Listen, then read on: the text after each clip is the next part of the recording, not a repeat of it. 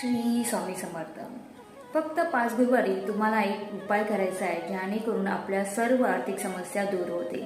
तो उपाय काय असणार आहे? त्याच्यासाठी तुम्हाला घ्यायची आहे हळद. चिमूटभर हळद घ्या, 3 लवंग घ्यायचे आहे, 3 किंवा 5, आणि एक मातीचा दिवा. या दिवामध्ये तुम्हाला साजूक तुपाचं, गाईचं जे साजूक तूप आहे ते घालायचं आहे. लवंग आणि हळद, चिमूटभर जी हळद आहे ती घालायची आहे, आणि फुलवात घ्यायची आहे. आणि हा दिवा तुम्हाला प्रज्वलित करायचा आहे तुळशी मातेजवळ.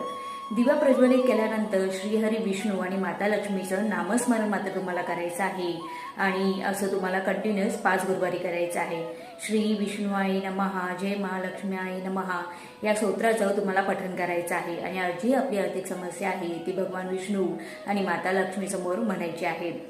5 गुरुवारी हा उपाय नक्की करून बघा. सायंकाळी किंवा सकाळी शुभ मुहूर्तावर, म्हणजे सकाळचा जो पहाटे 5 नंतरचा जो मुहूर्त असतो त्या मुहूर्तावर तुम्ही नक्की हा दिवा प्रज्वलित करा आणि हा उपाय करून बघा. आणि कमेंटमध्ये लिहायला विसरू नका. श्री स्वामी समर्थ.